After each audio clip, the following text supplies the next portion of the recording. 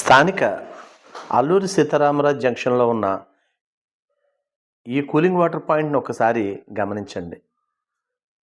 సుమారు సంవత్సరాల కాలం నుండి ఇది పనిచేయడం లేదు. నగరపాలక సంస్థ వారు దీన్ని ఏర్పాటు చేశారు. ఇక్కడ లోపల కావచ్చు, బయట కావచ్చు, చుట్టుప్రక్కల పరిస్థితి ఒక్కసారి మీరే చూడండి. ఇది ప్రజల కోసం ఏర్పాటు చేసింది. మంచినీళ్ళు అంటే అందరూ కూడా చాలా హ్యాపీ ఫీల్ అవుతారు. పైగా చల్లని వాటరు. బోర్డుకు మాత్రమే చల్లని వాటర్ అని ఉంది, కూలింగ్ వాటర్ అని. ఇక్కడ చుట్టూ చూస్తే పూర్తిగా ఆక్రమణల చెరలో ఉంది.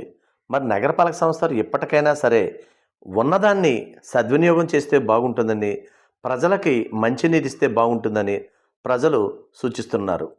మరి నగరపాలక సంస్థ అధికారులు దీనిపై దృష్టి పెడతారో పెట్టరో ఆలోచించాలి.